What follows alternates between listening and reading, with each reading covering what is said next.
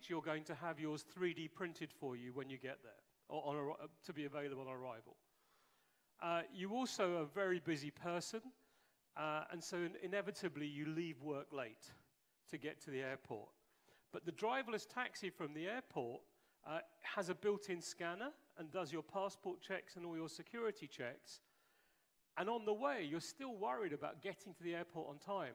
So you authorize the taxi to bid to the other autonomous cars on the road to get out of your way and to give them some money to move out of your way. You make it to the airport, you go straight onto the runway and you walk up the stairs by the side of the plane that the VIPs normally use. And actually, you're flying supersonic. So instead of an 18-hour flight, you're doing it in about 6. When you get there, you use facial recognition to do everything that you do in the country. Get in and out of your room, pay for things, and your AI does the translation of the conversation if you don't speak English that well. So you can talk to New Zealanders and have a full conversation with them as though you were speaking in Slovakian. Now that sounds far-fetched. That sounds super science fiction.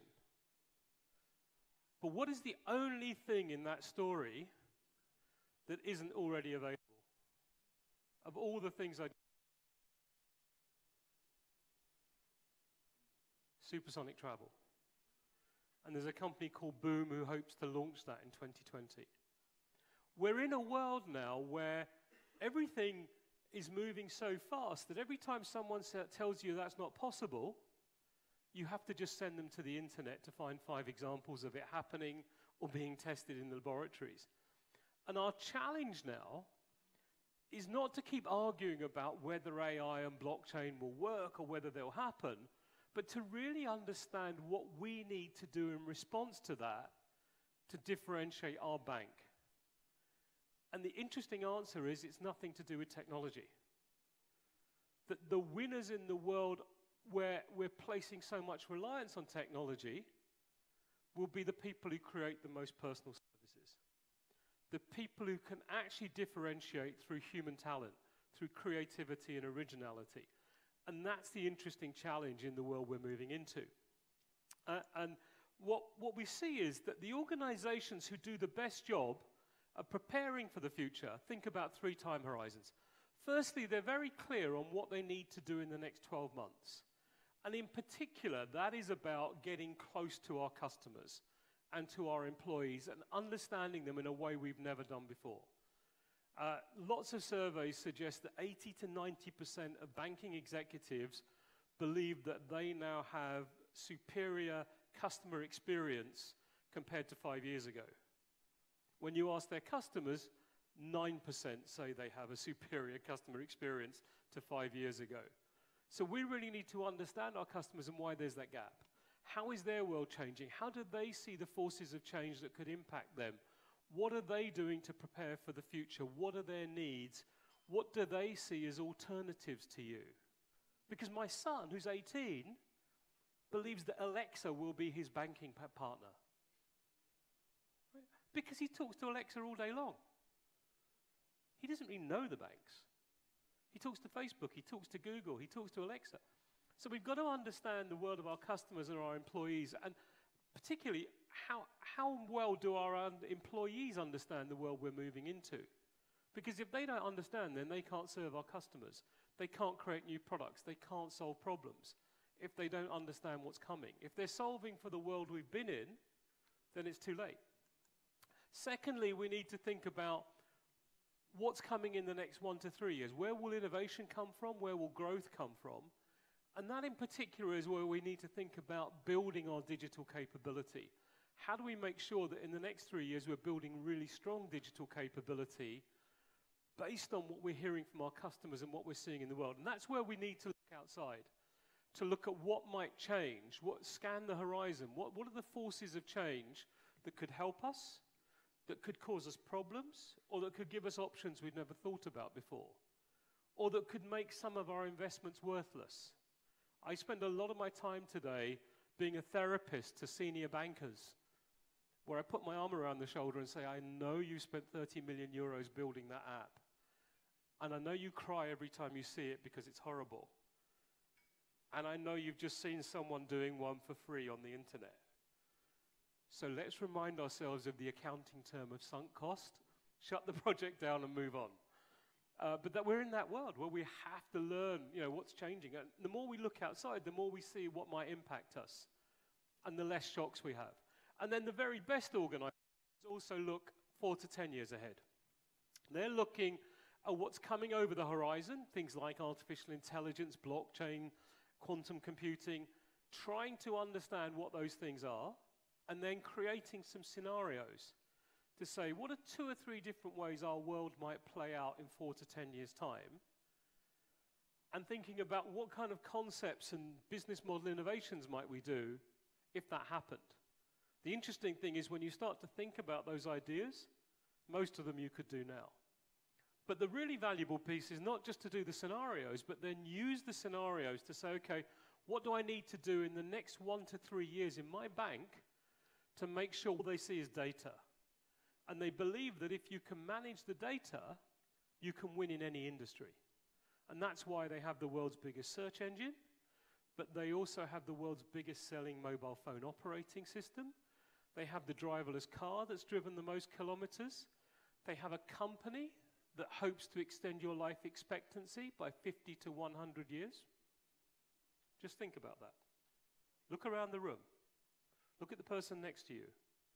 How are you going to motivate them when they're 120 and they're still CEO? But for them, there's no difference between those businesses. They're all data businesses. And the world is becoming a data business. Our challenge is to master the technology, to learn to be digital, and then wrap around it a very human layer that stands us out. Because when everyone becomes digital, everyone looks the same. One of the most fun things I do with CEOs of banks in the UK is I take their website and we take off their logos and anything that would identify who the bank is, and then we show them 5 or 6 different web screens from different banks. And about 10% of them can recognize their own website because they look so much the same. And it's no surprise they look so much the same, because where do they start? They start by looking at each other's websites and saying, oh, they're doing that, we should do that too. So inevitably, we build in that replication, and we build in something that makes us, a commodity rather than something that stands out. And what we see is digital really is transforming the landscape. It's penetrating every sector on the planet. It's penetrating every aspect of our lives. Put your hand up if you do not have a mobile phone.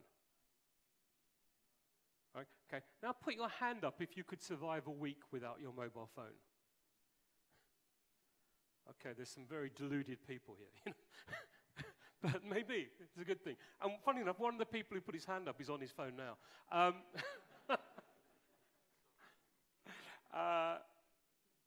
But we're totally reliant on it. The problem is, we don't understand digital. We just think it's information technology and it's what's happened. And we haven't raised our digital literacy. So every year, about $800 billion of IT spend is wasted across the world. More than half of that is because of poor digital literacy. And that's because the people at the top, that's a lot of people in this room, don't understand the technology well enough. They don't understand how it differs from what came before. They don't understand what it makes possible, and they certainly don't understand what the new entrants are doing. And they haven't taken the time to go and see what those people are doing. So they're making spending commitments that are just ineffective. Then you've got the people inside the organization, the managers and the staff, who are not trained well enough to use the systems to do all they're capable of, or to specify what they need in the operating systems. And then finally, the tech developers, who aren't good enough to build what we need to build. Right now on the planet, we have a massive shortage of machine learning and AI programmers. And I really worry at some of the things that people are building because the code is horrible. I started my life in AI, and you ask people who are experts in what's being built now, and most of them say they don't want to use most of the applications being built because the code is so bad. That is a real challenge. So our biggest challenge is about raising our digital literacy to understand these technologies and what they make possible. What we also know is that this isn't just a funny story about technology. This is about who now owns the world. If we look at the 5 biggest companies by valuation, they're all digital companies. But just to put this in context, you understand, Apple and Amazon are now worth more than $1 trillion. That means they are worth more than Volkswagen, plus Boeing, plus Bank of America, plus Walt Disney, plus 21st Century Fox, plus eBay, plus Ford, plus Western Union, plus Hilton, plus all these other companies.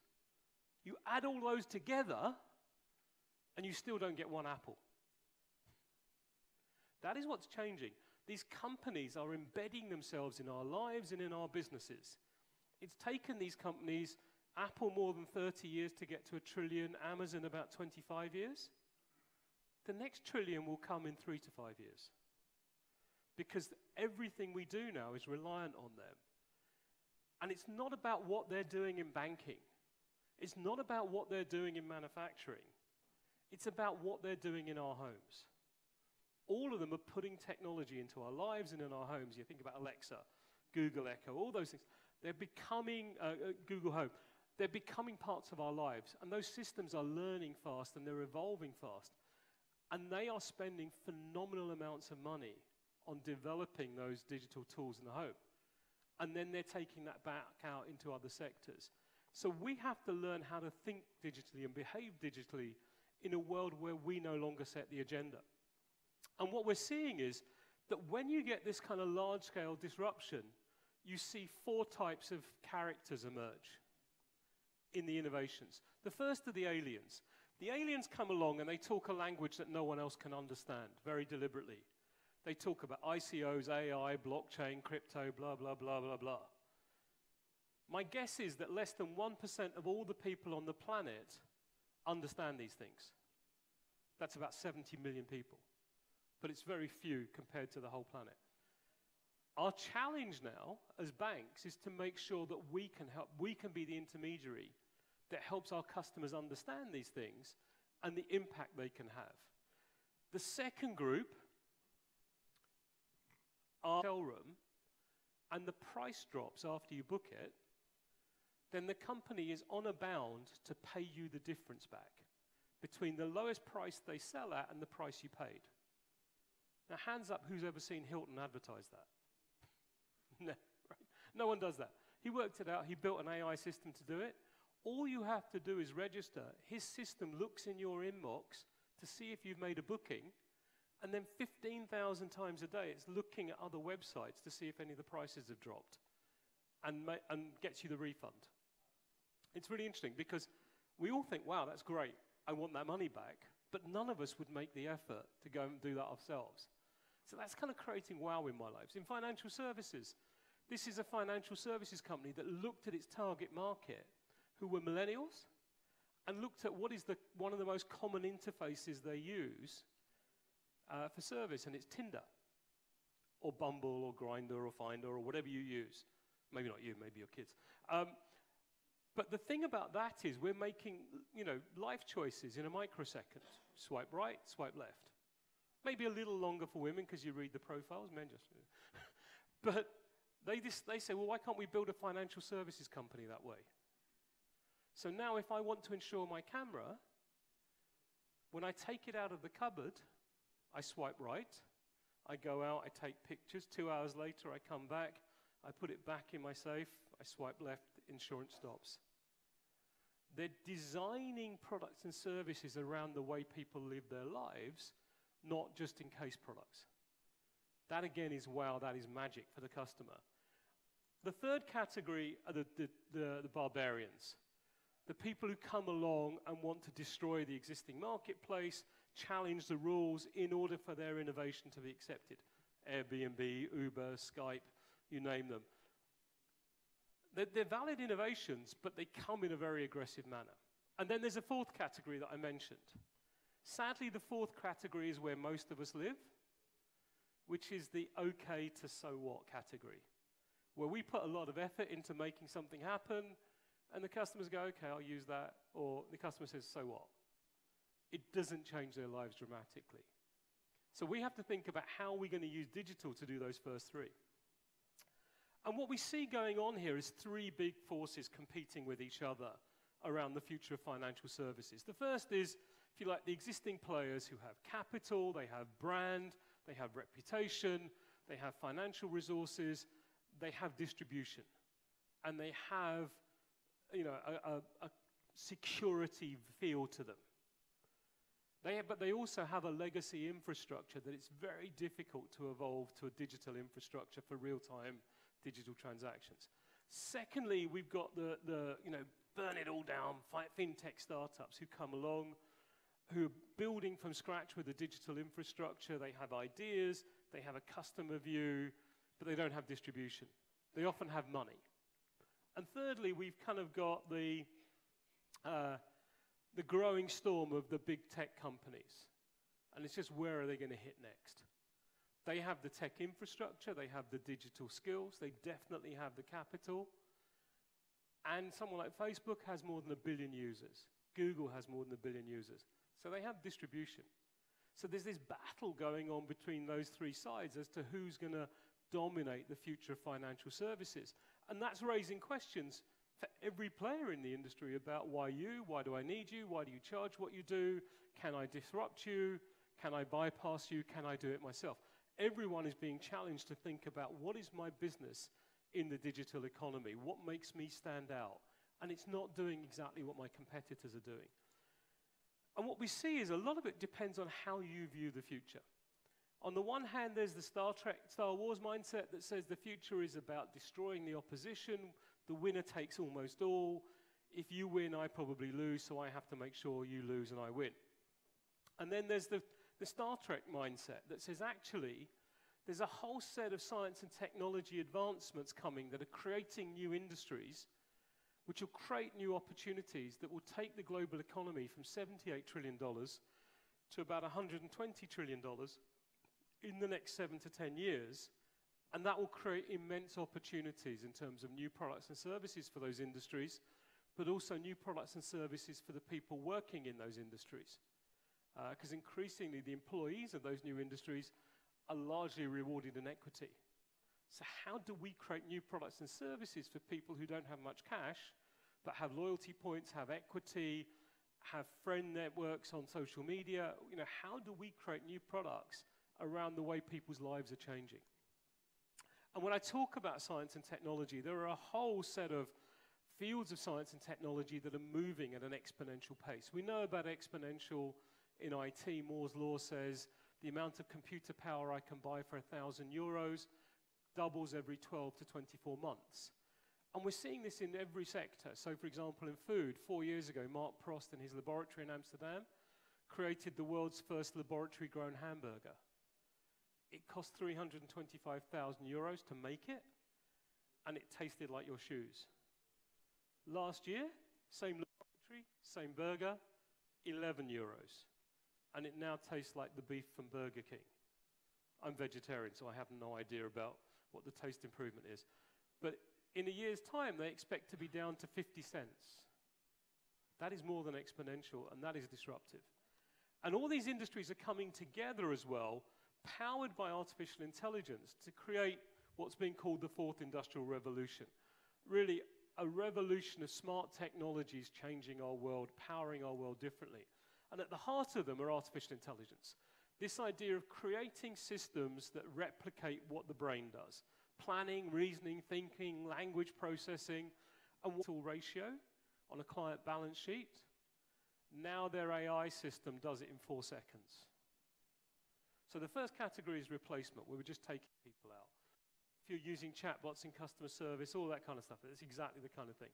The second is augmentation, where we're supporting humans to do smarter things. So JP Morgan have done a lot of work with AI to look at legal contracts and to work out what are the clauses they need to have in a legal contract for all the products they sell, for each contract, for each customer.